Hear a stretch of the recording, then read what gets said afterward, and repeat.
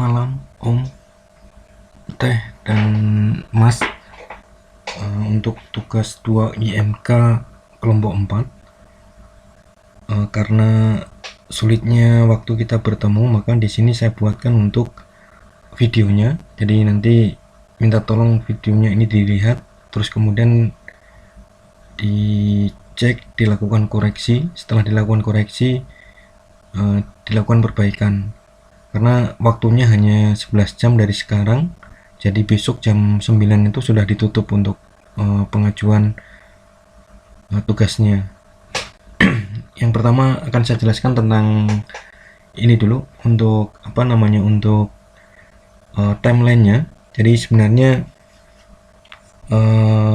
untuk hari ini itu seharusnya kita sudah melakukan perbaikan dan final check gitu. Terus kemudian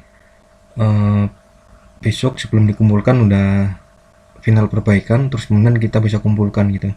Jadi karena hari ini tidak bisa kumpul, saya jelaskan untuk timelinenya dulu. Jadi untuk diskusi tugas kita sudah lakukan, terus kemudian untuk mencari literatur kita sudah lakukan, kemudian desain jurnal sudah kita lakukan, penulisan draft jurnal kita sudah lakukan, terus kemudian cek draft jurnal Teh Nida dan Mas Givari harusnya dilakukan di tanggal 21. Terus kemudian diskusi perbaikan harusnya kita lakukan di tanggal 21. Terus kemudian perbaikan harusnya hari ini kita melakukan perbaikan, terus kemudian melakukan final check, terus kemudian melakukan final perbaikan besok sebelum dikumpulkan gitu, Om Andri sama saya. Karena untuk draftnya sudah jadi, tapi di situ belum dilengkapi dengan gambar. Jadi diharapkan Om Andri ini melengkapi gambarnya gitu tentang aplikasi yang akan digunakan. Kemudian untuk edit desain aplikasi, jadi untuk edit desain aplikasi ini memang seharusnya dilakukan terus menerus, karena kemungkinan setelah ini nanti akan ada UAS, kita akan menggunakan ini gitu, aplikasi yang diedit ini gitu. Terus kemudian submit tugas, kita bisa besok submit tugas untuk tugas 2. Kemudian untuk setelah timeline, ini adalah untuk draft jurnalnya. Jadi terakhir kemarin dari Pak Noviandri menyampaikan untuk headernya ini dihapus saja, katanya begitu. Jadi ini sekarang saya hapus.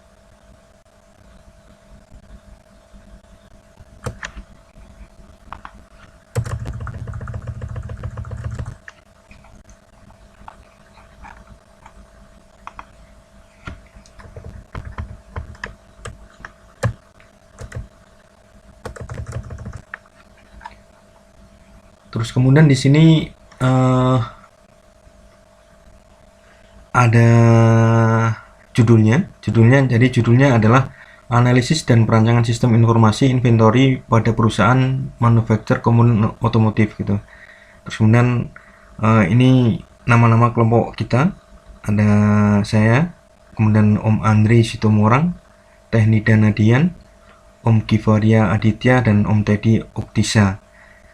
Terus kemudian sesuai dengan template-nya, isinya seperti ini, 1 2 3 4 5 gitu. Terus kemudian sistem informasi Universitas Cyber Asia.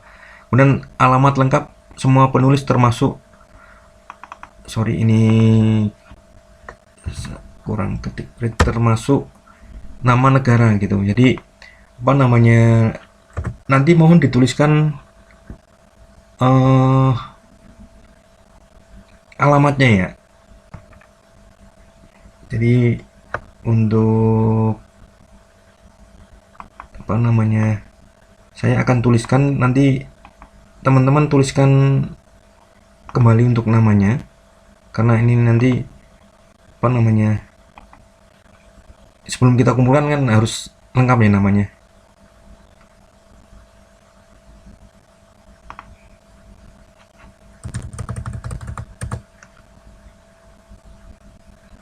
Alamat Karawang, Indonesia. Saya tinggal di Karawang, jadi saya tuliskan Karawang, Indonesia gitu.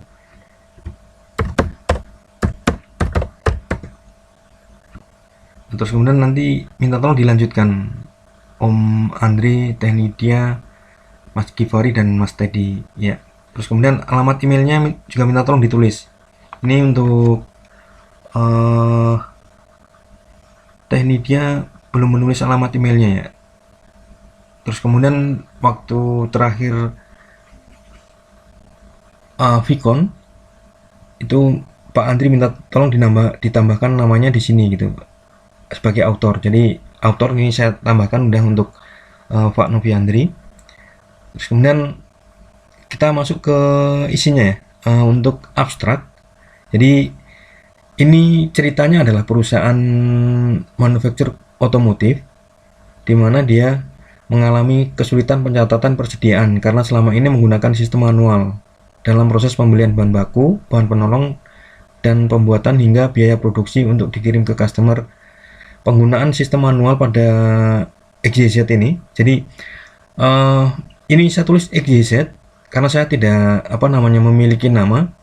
Jadi nanti kalau misalnya teman-teman menyepakati akan ditulis nama sebuah PT, ya silahkan ditulis gitu, tidak masalah.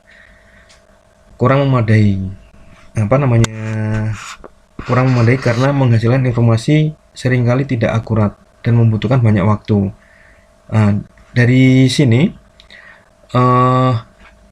dari abstraknya ini kan nanti ada data ERD dan data desain fisik. Keluaran studi ini diharapkan untuk mengatasi pemecahan masalah sistem persediaan. Terus kemudian kata kuncinya adalah sistem informasi persediaan. Jadi sistem informasi persediaan itu adalah sistem informasi inventory gitu. Pengendalian, pembelian dan proses produksi pengeluaran barang jadi. Kemudian ini abstraknya dalam bahasa Inggris. Terus kemudian ini ada pendahuluan. Jadi pendahuluannya ini adalah seperti ini. Jadi ceritanya adalah perusahaan manufaktur otomotif. Di situ kita melakukan penelitian. Tujuan penelitiannya adalah mengevaluasi dan merancang sistem informasi persediaan. Jadi menyambung dengan project fund kita bahwa kita melakukan perancangan untuk sistem informasi persediaan untuk meningkatkan pengendalian intern mulai dari job description, dokumen, dan prosedur-prosedur agar dapat melakukan pengendalian internal dengan baik. Memberikan solusi yang tepat untuk masalah-masalah yang terjadi dalam pengendalian internal perusahaan dan merancang aplikasi baru yang dibutuhkan pada perusahaan. Jadi ini merancang aplikasi, jadi sejalan dengan project fund kita gitu. Terus kemudian tinjauan literatur. Jadi inilah tinjauan literatur adalah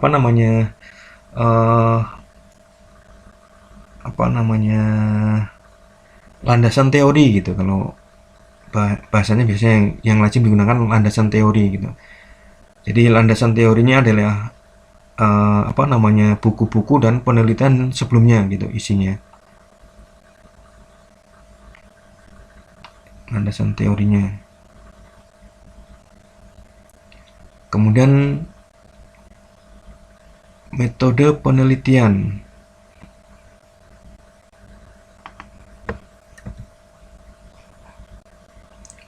Metode penelitiannya bersifat deskriptif menurut Bob Stevens. Studi kasus deskriptif. Terus kemudian untuk alat yang digunakan adalah daftar pertanyaan. Metode pengumpulan data adalah ceritanya kita melakukan penelitian, terus kemudian pengumpulan datanya ini menggunakan kuesioner gitu. Jadi pengumpulan data.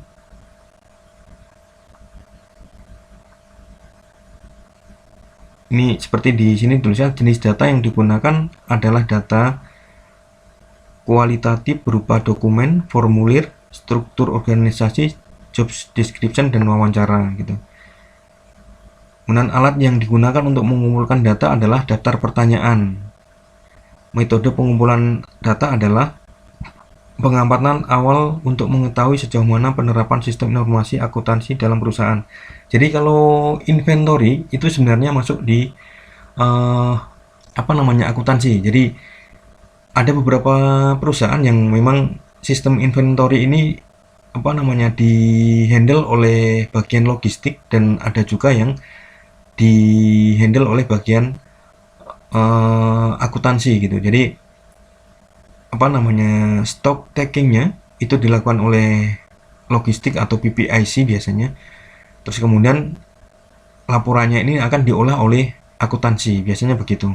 Tapi juga ada yang memang ditangani oleh bagian logistik gitu. Jadi tergantung. Nah, untuk konteks kita kali ini adalah dihandle oleh akuntansi gitu. Kemudian wawancara dengan bagian sistem untuk mengetahui sistem informasi akuntansi yang diterapkan oleh perusahaan. Observasi untuk mengumpulkan data dengan pengamatan langsung pada objek penelitian, inspeksi untuk pengumpulan data berdasarkan catatan buku dan formulir. Teknik analisa data yang dilakukan dalam penelitian adalah melakukan analisa data menurut SAS 78 untuk menemukan akar permasalahan yang pada perusahaan. Akar permasalahan tersebut digunakan untuk menentukan bagaimana perbaikan sistem perusahaan harus dilakukan. Melakukan perancangan sistem flowchart. Tahap ini akan menampilkan keseluruhan sistem persediaan di perusahaan mendetail. Jadi ini ada melakukan perancangan sistem flowchart gitu. Jadi Om Andre minta tolong flowchartnya ditaruh di sini gitu gambarnya. Jadi nanti biar ada gambarnya gitu. Terus kemudian melakukan perancangan di FD, data flow diagram. Tahap ini digunakan untuk menggambarkan sistem yang baru pada perusahaan secara umum. DFD, kalau misalnya di aplikasi itu ada DFD-nya, boleh ditaruh di sini Om Andre. Kalau misalnya tidak ada ya tidak apa-apa. Melakukan perancangan ERD. ERD ini digunakan untuk sebagai dasar untuk menentukan hubungan antara satu entitas dengan entitas yang lain. ERD ini juga menjadikan sebagai dasar dalam pembuatan input-output gitu. Perancangan input-output, di mana tahap ini merupakan tahap perancangan interface yang ditujukan untuk mempermudah perusahaan menjalankan sistem yang disarankan. Jadi kalau interface-nya ada gambarnya, ada fotonya, silahkan ditampilkan di sini Om Andre. Ya. Terus kemudian hasil pembahasan, result dan analisis. Perusahaan manufaktur PT EGZ membuat komponen otomotif dan melayani produksi sesuai pesanan pelanggan. Jadi ini cerita dulu tentang perusahaannya gitu. Jadi perusahaannya membuat komponen otomotif. Terus kemudian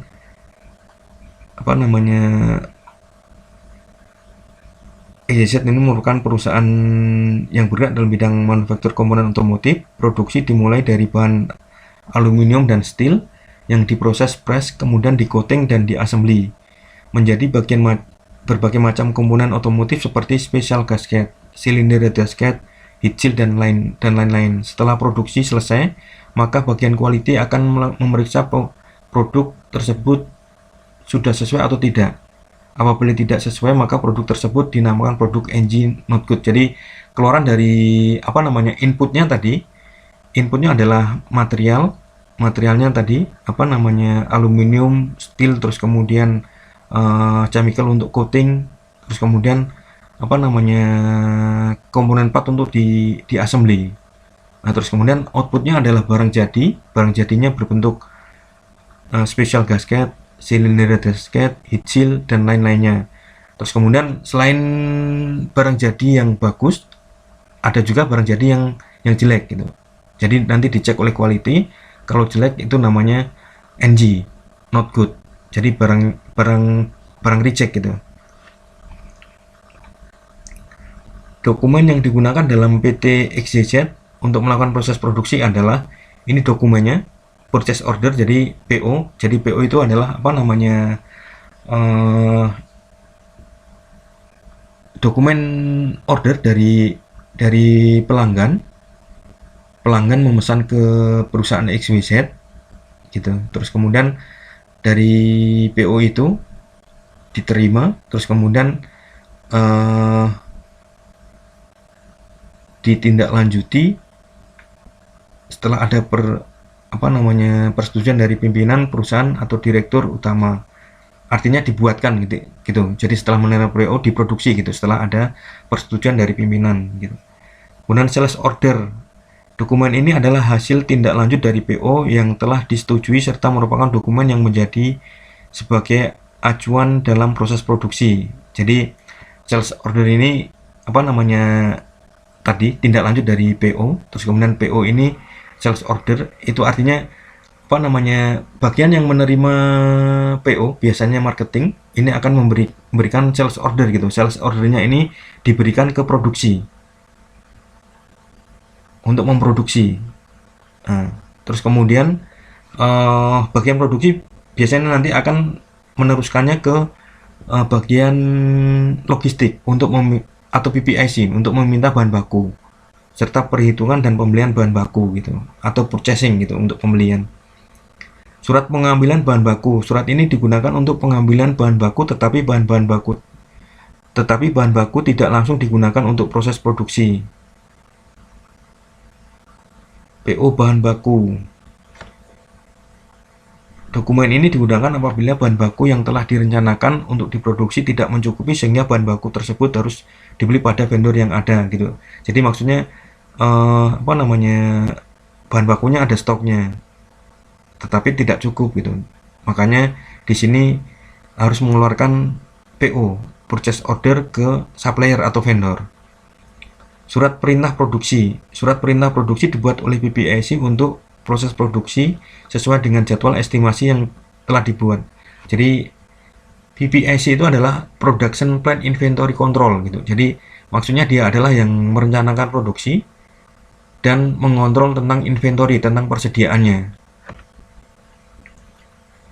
Jadi PPIC yang memberikan apa namanya surat perintah ke produksi untuk memproduksi gitu. Kemudian surat jalan ini dibuat oleh bagian pengiriman sesuai dengan SO yang telah diselesaikan oleh bagian produksi. Jadi kan tadi apa namanya SO-nya kan diterbitkan dari marketing biasanya ya. Jadi apa namanya marketing terima PO-nya diajukan ke pimpinannya, disetujui, terus kemudian apa namanya disetujui, terus kemudian minta material, terus kemudian jika tidak cukup menerbitkan PO lagi ke supplier. Terus kemudian dari itu nanti ada surat perintah dari PPIC Production Plan Inventory Control untuk apa namanya memerintahkan produksi untuk memproduksi sesuai dengan PO dari customer tadi gitu. Nah setelah apa namanya barangnya jadi ini kan akan dikirim ke customer. Nah, pengiriman ini menggunakan surat jalan gitu maksudnya. Nah, dengan apa namanya sesuai dengan SO tadi apa namanya sales order. Jadi apa namanya order untuk penjualan gitu yang telah diselesaikan oleh bagian produksi. Proses sistem informasi akuntansi manual pada sistem persediaan ada 3 bagian yang dibuat berdasarkan penerimaan SO dari pelanggan hingga proses produk berakhir di gudang, pembelian bahan baku dan pengeluaran barang jadi. Keterangannya seperti ini. Jadi proses produksi, bagian penjualan menerima PO. Apa namanya untuk proses produksi awalnya adalah seperti saya sampaikan tadi, bagian penjualan menerima PO dari pelanggan. Kemudian PO ini apabila disetujui oleh direkturnya, maka akan dibuatkan SO, sales order gitu. Dan sales order ini diberikan ke bagian PPIC. Bagian PPIC ini nanti akan apa namanya membuatkan jadwal perencanaan produksi dan rancangan bahan produk. Kemudian PPIC melakukan pengecekan terhadap bahan baku. Apabila tersedia, maka PPIC akan membuat surat perintah produksi. Terus kemudian surat pengambilan bahan baku diserahkan kepada bagian produksi untuk membuat produk. Pada saat produk mulai terbentuk, bagian QC, Quality Control akan memeriksa produk.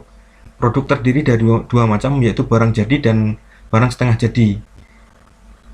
Jadi apa namanya untuk produksi itu biasanya dia memproduksi barang, ada yang langsung jadi, ada yang tidak selesai, sehingga disebut barang setengah jadi. Maksudnya seperti itu. Barang setengah jadi adalah barang yang masih harus dirakit ulang karena terdiri dari banyak bagian yang proses produksinya terkadang tidak langsung diproduksi pada saat bersamaan.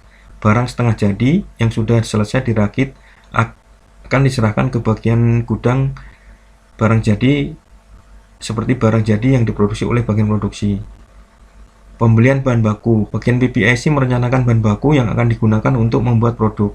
Apabila bahan tersebut tidak mencukupi, maka PPIC akan membuat PO kepada vendor untuk memesan bahan baku tersebut. Bahan baku tersebut akan dikirim langsung pada gudang bahan baku bersama dengan rangkapan surat jalan. Pengeluaran barang jadi. Bagian pengiriman akan mengecek barang jadi sesuai dengan SO yang ada. Barang jadi yang telah diproduksi pada bagian gudang barang jadi akan dibuat surat jalan dan memo pengambilan barang jadi untuk mengambil barang jadi pada gudang. Setelah itu barang jadi akan dikirim sesuai dengan surat jalan yang telah dibuat. Sistem persediaan pada perusahaan akan dianalisis dengan menggunakan beberapa tahap terdapat pada SDLC, System Development Life Cycle. Tahap-tahap analisis yang dilakukan adalah, jadi ini mulai penelitiannya, terus kemudian tahap-tahapnya seperti ini. 1. Analisis sistem. Analisis sistem berfungsi untuk pengumpulan seluruh informasi yang dibutuhkan untuk membuat atau memperbaiki suatu sistem.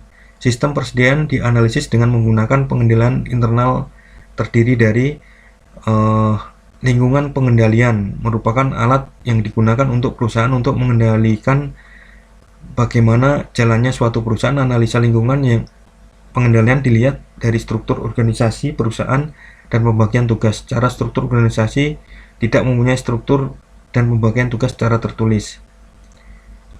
Jadi analisa sistemnya seperti itu gitu ya hasilnya. Ternyata dia tidak mempunyai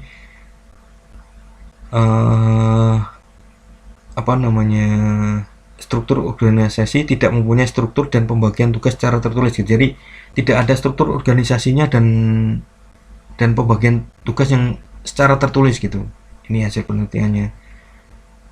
Penilaian risiko yang dihadapi mengenai sistem persediaan ialah perusahaan mempunyai berbagai macam jenis dan spesifikasi persediaannya, ketidaklengkapan dokumen, serta dokumen yang tidak baku dan tidak bernomor cetak mengakibatkan selisih perhitungan antara bagian akuntan dengan bagian gudang. Proses perhitungan manual yang dilakukan oleh bagian akuntan juga mengakibatkan keterlambatan dalam pembuatan laporan keuangan. Perusahaan memerlukan informasi yang lebih cepat, akurat, dan relevan sehingga direktur mengambil keputusan yang sesuai dengan kondisi perusahaan. Maka itu perlu adanya komunikasi yang baik antar bagian agar dapat menghasilkan informasi bagi perusahaan. Jadi penilaian risikonya, perusahaan mempunyai spesifikasi persediaan, tetapi dokumennya tidak lengkap gitu.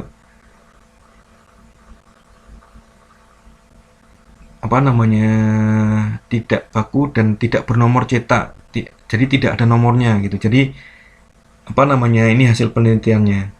Pengawasan sistem persediaan dilakukan oleh bagian direktur utama yang dimana tidak secara keseluruhan pada sistem persediaan telah diawasi. Direktur utama hanya mengawasi pada bagian barang produksi telah terkirim sesuai dengan SO atau tidak. Untuk pengawasan dalam hal ini bahan baku, bagian direktur utama hanya menerima pencatatan stok opening pada tiap bulannya. Jadi pengawasannya dilakukan oleh direktur utama,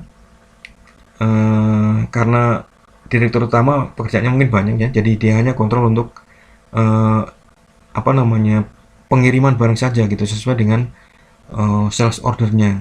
Terus kemudian untuk bahan bakunya dia itu hanya menerima pencatatan stok opening gitu. Jadi day per day, jadi kegiatan tiap harinya itu dia tidak bisa mengetahui gitu maksudnya. Ini aktivitas pengendaliannya, otorisasi transaksi, terus kemudian pemisahan tugas, supervisi, catatan akuntansi, verifikasi independen. Tahap perancangan konseptual. Perancangan konseptual desain berfungsi untuk mempertimbangkan bagaimana sistem dikembangkan. Tahap dalam melakukan perancangan desain adalah perancangan NIK, nomor induk karyawan gitu. Jadi apa namanya, tadi kan di awal disampaikan dia tidak mempunyai struktur organisasi dan pembagian tugas yang tertulis gitu. Nah, ini diperbaiki gitu. Apa namanya, pertama dibuatkan nomor induk karyawan gitu. Terus kemudian input. Untuk perancangan input dalam sistem persediaan tidak ada, karena input yang diperlukan nantinya akan dilakukan secara komputerisasi untuk mempermudah pemrosesan serta pembentukan laporan yang dibutuhkan. Jadi apa namanya, tadinya inputnya tidak ada. Dan terus kita membuat apa namanya, kita rancang dengan menggunakan komputer gitu untuk mempermudah pemrosesan serta pembentukan laporan yang dibutuhkan. Jadi karena tadinya tidak ada, terus kemudian kita buatkan komputerisasi sehingga memudahkan membuat laporan gitu. Kemudian proses. Setelah menentukan input yang digunakan dalam sistem persediaan, maka perancangan konseptual dilakukan dilanjutkan pada bagian proses. Perancangan konseptual dalam proses dilakukan dengan membuat diagram arus data DFD, diagram ERD, dan alir flowchart. Jadi seperti disampaikan tadi, kalau misalnya Om Andre ada DFD-nya, data flow diagram. Kalau ERD diagram, kalau misalnya ada ya minta tolong ditambahkan di sini juga. Terus kemudian flowchart-nya minta tolong ditambahkan di sini. Output. Untuk output yang dimiliki perusahaan hanya membuat form perencanaan produk, SO dan stock of name, baik barang jadi maupun bahan baku pada sebelumnya. Setelah membuat barang jadi maupun bahan baku pada sebelumnya, setelah membuat interface aplikasi yang diinput dan diproses secara komputerisasi, maka akan menghasilkan database yang dapat dipanggil ulang dan menjadi laporan sesuai dengan inputan. Jadi apa namanya, kan kita perancangan ini ya, sistem inventory. Jadi ini interface-nya, terus kemudian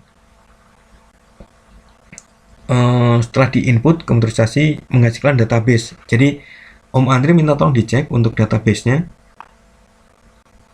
Ini kalau misalnya tidak sesuai dengan aplikasi yang ada, minta tolong diedit Om Andre. Jadi apa namanya, sesuaikan dengan aplikasi yang ada gitu. Terus kemudian tahap perancangan fisik. Tahap ini lebih memfokuskan bagaimana tampilan secara komputerisasi yang prosesnya dilakukan secara otomatis. Tahap ini dapat dari analisa yang dilakukan pada sistem terhadap perancangan konsep.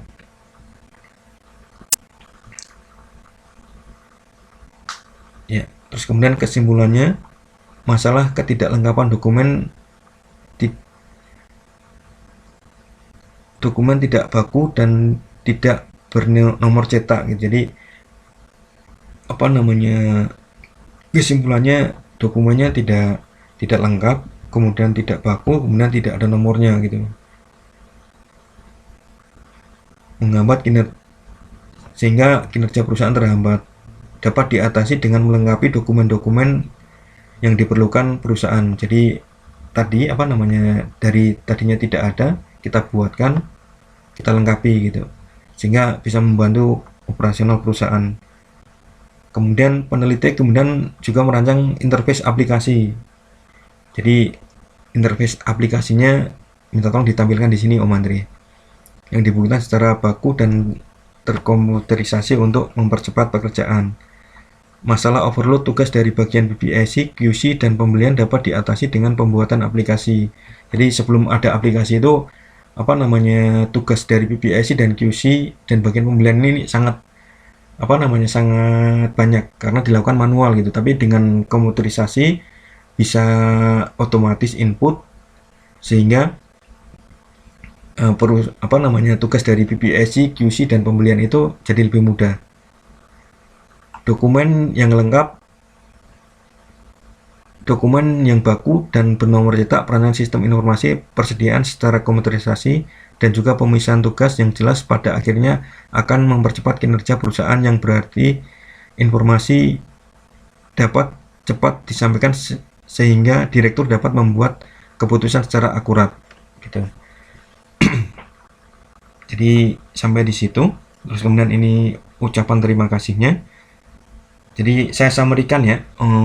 Jadi summary-nya adalah ini cerita tentang perusahaan manufaktur komponen otomotif. Terus kemudian kita melakukan penelitian di sini.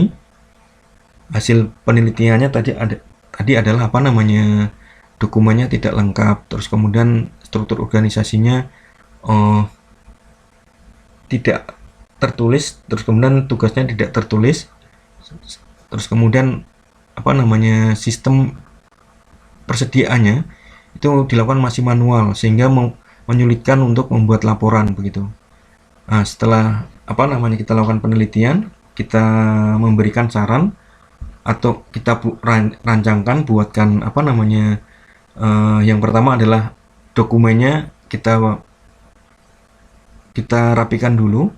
Tadi kan tidak bernomor ya, dan dokumennya tidak lengkap gitu. Nah, kita buatkan dokumennya lengkap, terus kemudian kita buatkan nomor dokumennya, terus kemudian apa namanya, kita buatkan aplikasi sehingga mempermudahkan operasional perusahaan begitu. Setelah apa namanya kita buatkan tadi, kita dokumen kita lengkapi, terus kemudian kita buatkan aplikasi. Kesimpulannya itu adalah apa namanya, karena ketidaklengkapan dokumen tadi, kita buatkan aplikasi, merancang interface yang membantu membuat dokumen-dokumen yang dibutuhkan secara baku dan terkomputerisasi untuk mempercepat pekerjaan. Jadi dokumennya apa namanya kita bantu dengan aplikasi sehingga pekerjaan jadi lebih cepat gitu. Terus kemudian yang kedua adalah masalah overload untuk tugas PPIC, QC dan pembelian, karena kita buatkan apa namanya aplikasi yang berbasis pada database sehingga mempermudah untuk mempercepat tugas dari bagian tersebut, dan bagian PPIC dan QC dipecah tugasnya dari bagian pembelian karena database yang dilindungi oleh internal perusahaan dapat terjaga dengan baik. Maksudnya apa namanya, dipisahkan PPIC dan QC itu dipisahkan tugasnya dari bagian pembelian, enggak dari database, karena apa namanya bagian pembelian itu sangat kritikal karena di situ ada harga apa namanya harga barang. Jadi di situ ada apa namanya rahasia perusahaan gitu. Jadi karena kalau misalnya harga barangnya diketahui, itu akan dengan mudah menghitung berapa biaya produksinya, berapa biaya barangnya, sehingga akan udah diketahui gitu. Jadi perusahaannya untung atau tidak gitu. Terus kemudian apa namanya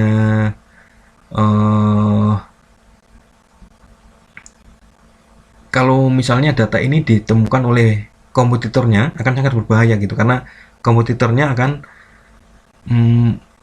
dengan mudah menganalisa, terus kemudian dari hasil analisa itu dia akan membuat strategi tandingan gitu. Jadi sangat berbahaya, makanya dipisahkan gitu. Terus kemudian dokumen yang lengkap, bahan baku dan bernomor cetak, perancangan sistem informasi, persediaan secara terkomputerisasi, dan juga pemisahan tugas yang jelas pada akhirnya akan mempercepat kinerja perusahaan gitu.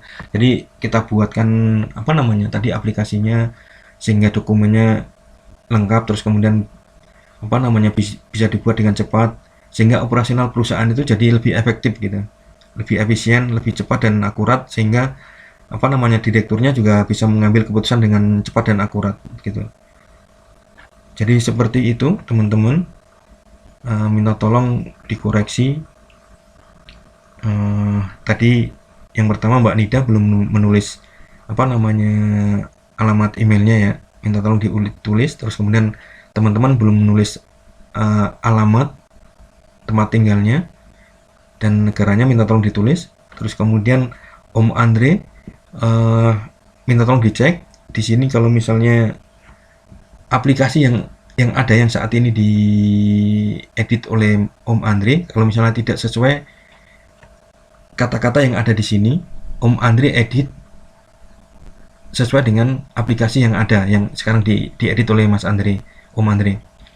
Nah, terus kemudian dicek di sini apa namanya gambarnya yang bisa ditampilkan, minta tolong ditampilkan di sini gitu, Om Andre.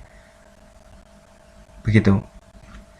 Jadi seperti itu teman-teman semua, mohon kerjasamanya karena waktunya mepet.